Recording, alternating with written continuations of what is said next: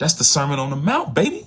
Technically, Jesus is on a mountain and he gives out 9 blessings or speeches and then the Lord's Prayer, right? Check out how chapter 5 starts. And seeing the multitudes, he went into a mountain, and when he was set, his disciples came unto him. And he opened his mouth and taught them, saying, these aren't just random blessings. These are blessings of the kingdom. And then his teaching on how we ought to pray to enter in that kingdom. I dare to say that Matthew is trying to put Jesus on the same level as Yahweh in Exodus 20.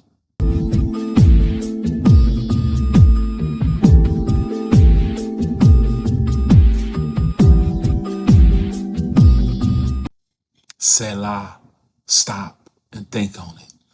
Good evening and happy after the Sabbath day. Shalom, shalom. Welcome back. Study the Bible, not the Sermon TV. This is Mehalak, the slow Genesis walkthrough. I am Brother Nicodemus, O. Smith. And if this is your first time here, welcome to where we have come to understand strange Bible stories. And if you move by something you see, hear, or read while you hear, please smash that like button, hit subscribe, and then slide on our notifications bell. And if you're a regular, please drop me a comment so I can shout you out on the next joint. Remember, we still talking repetition. Repetition as a tool that's used to explain or further the story of the Bible. This is the third and final part, I think. Repetition, part 3, another reason to repeat words. Understanding how this works is a tool you can keep in your tool bag when you go on to study scriptures outside the book of Genesis. The 7-day creation story begins in Genesis chapter 1, verse 1, and ends Genesis chapter 2, verse 1. Looking at how this first section opens and closes gives us another clue to the scripture, or gives us clues to other scriptures. Check it out. In the beginning, God created the heaven and earth. Thus, the heavens and the earth were finished, and all the host of them. By having the same words at the opening of the unit and at the closing of the unit, it's a hint or indication that this is the conclusion of the thought of the 6-day creation, 7-day creation.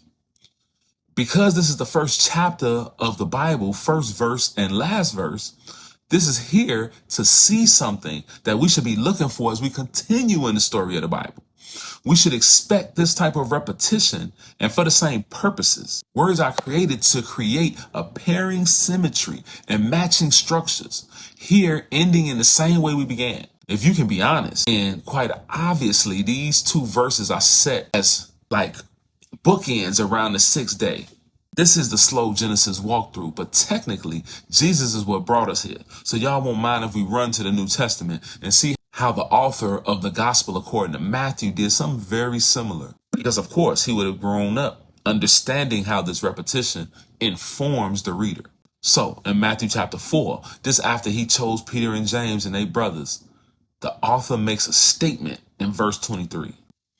And it says, and Jesus went about all Galilee, teaching in their synagogues and preaching the gospel of the kingdom and healing all manner of sickness and all manner of disease among the people. And his fame went throughout all Syria, and they brought to him all the sick people that were taken with divers diseases, and he healed them. I just thought this was really dope and informative statement, telling us what happened as factual information, similar to a history book. Now, chapter 9 and verse 35. And it says, and Jesus went about all the cities and villages, teaching in their synagogues and preaching the gospel of the kingdom and healing every sickness and every disease among the people. And again, this is literature, ladies and gentlemen. And if you didn't like English class in high school, then that might be why you missed it. So this is a writing technique, very similar to when you learn how to write essays in grammar school, or I think they call it middle school now. In chapter 4, Matthew gave us an intro to a new section and told us everything he was going to tell us about. And then, if you have one of them red letter Bibles, just look real quick. Chapter 5, 6, 7, and like half of chapter 8 and half of chapter 9 are completely red as Matthew goes on from the intro into his body, telling the specific stories and situations of where all the things that he said was about to happen. Right? The stuff he's about to told you about, then he told you about it. Again, like an intro in an essay. right? And then the body of the essay, and then in conclusion, you restate the intro and summarize the body. And so in chapter 9 was the restatement. And you might say, so what? What's the point? Well, consider the fact that what it means is that repetition means something important and significant is happening. And try to consider what happens between chapter 4 and chapter 9. That's the Sermon on the Mount, baby.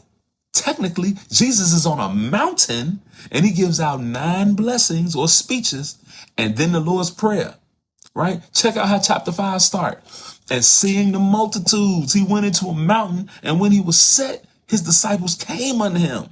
And he opened his mouth and taught them, saying, These aren't just random blessings. These are blessings of the kingdom. And then his teaching on how we ought to pray to enter in that kingdom. I dare to say that Matthew is trying to put Jesus on the same level as Yahweh in Exodus 20, right? In Exodus 20, Yahweh descended on a mountain and he gave 10 speeches. We call them 10 commandments. And they are rules that we live by even to this day. So then Jesus then is pointed out that he purposely went and set up shop on the mountain, posted up, and then gave 10 more speeches. He talked for 4 chapters, but gave 9 blessings, plus the Lord's Prayer, and then a couple more commands to live by. I think that's some amazing symmetry myself, and how Matthew highlights a very important portion of his writing to all that are knowledgeable about how this literature works. I also wouldn't be surprised if Matthew comparing Jesus' story to Genesis 1's creation, because the precedent is set there on how to encapsulate important information. And one more time, all we did was notice vocabulary and artistic framing of the vocabulary. From Genesis to Matthew, we don't speak Hebrew, so we got to pay more attention and do more work because it won't just jump out at you. That's all I got for today. Y'all check us out next week, Lord willing. We're going to continue this slow walkthrough of the book of Genesis, still chapter 1. But until then, we up. He's number 1.